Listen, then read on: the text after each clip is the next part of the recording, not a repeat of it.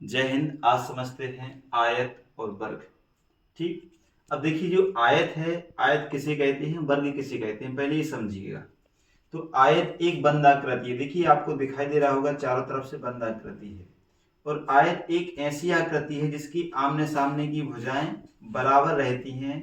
वह इसमें जो चार कोण रहते हैं सभी कोण 90 अंश के रहते हैं। वही वर्ग, तो वर्ग भी एक बंदाकृति है और जो चार रेखाखंड से मिलकर बनती है और सभी कोण बराबर रहते हैं। देखिए, सभी वर्ग आयत होते हैं लेकिन सभी आयत वर्ग नहीं होते, अक्सर क्वेश्चन पूछा जाता है। और इसके अलावा देखिए, आयत की जो आमने सामने की भुजाएं रहती हैं वो बराबर रहती हैं। ए भी 5 मीटर की, इसके सामने वाली भी 5 की। ए 4 मीटर तो इसकी जो सामने है ये वाली ए भी 4 मीटर। और वर्ग की सभी भुजाएं बराबर रहती हैं। आप देख सकते हैं ना, ए भी 5, ए भी 5, ए भी 5, ए भी 5।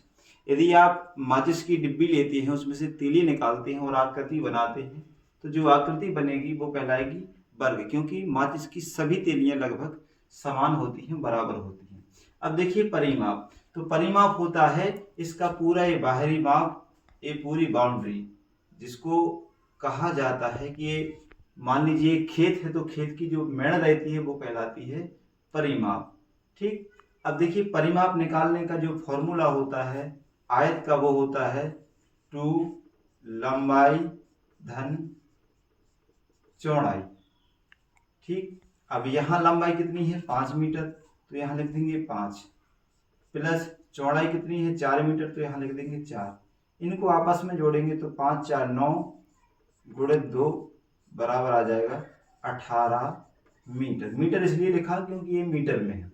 इसके बाद देखिए बल, तो इसकी सभी भुजाएं बराबर हैं और इसमें 4 भुजाएं हैं, मतलब 4 बार जोड़ना पड़ेगा। जो भी भुजा होगी उसको 4 बार जोड़ना पड़ेगा।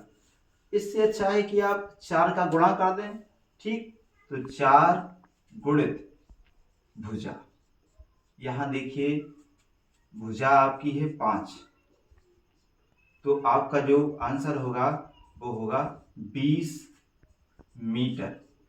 तो यहाँ जो वर्ग का परिमाप है वो 20 मीटर है, वहीं यहाँ जो परिमाप है वो 18 मीटर है। ठीक। इसके बाद समझेंगे क्षेत्रफल। ठीक। देखिए, क्षेत्रफल देखते हैं।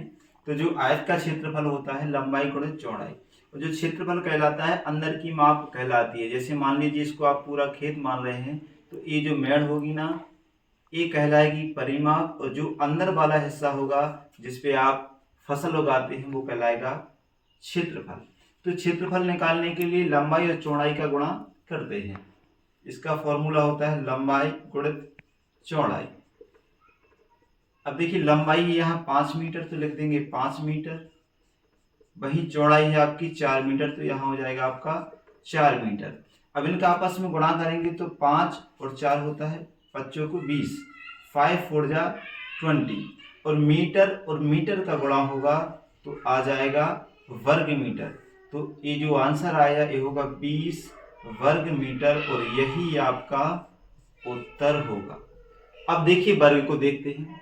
तो जो वर्ग होता है उसकी सभी भुजाएं बराबर होती हैं, और जो भी मैंने पहले कहा था कि वर्ग भी एक आयत है, मतलब यहां भी लंबाई और चौड़ाई का गुणा करना है। लेकिन आप देखिए, यहाँ लंबाई भी बराबर है और चौड़ाई भी बराबर है, इसलिए क्या करते हैं, यहां लिख देते हैं भुजा का वर्ग, मतलब भुजा का भुजा में ही गुणा होगा।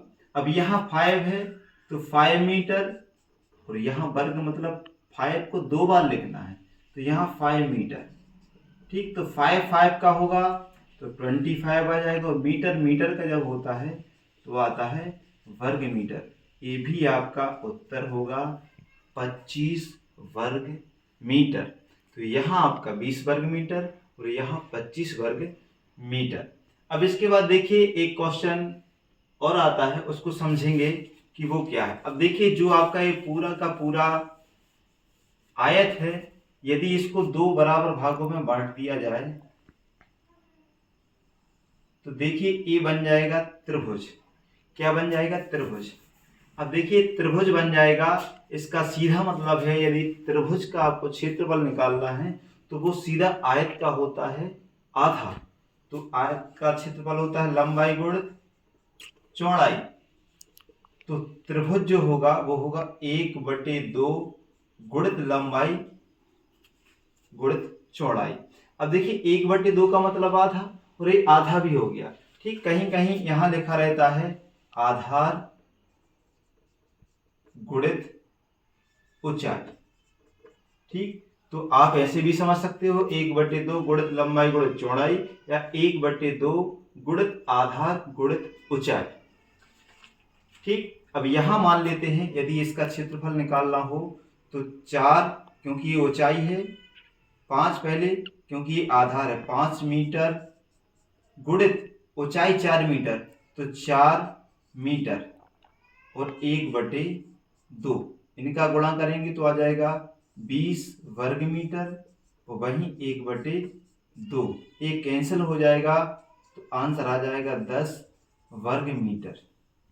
ये आपका रहेगा उत्तर 10 वर्ग मीटर। मतलब 4 मीटर लंबाई और 5 मीटर का जो आधार रहेगा उसका क्षेत्रफल निकालेंगे तो आएगा 10 वर्ग मीटर। ठीक, तो आज समझा आयत का क्षेत्रफल आयत का परिमाप, वर्ग का क्षेत्रफल वर्ग का परिमाप, त्रिभुज का क्षेत्रफल त्रिभुज का परिमाप। धन्यवाद।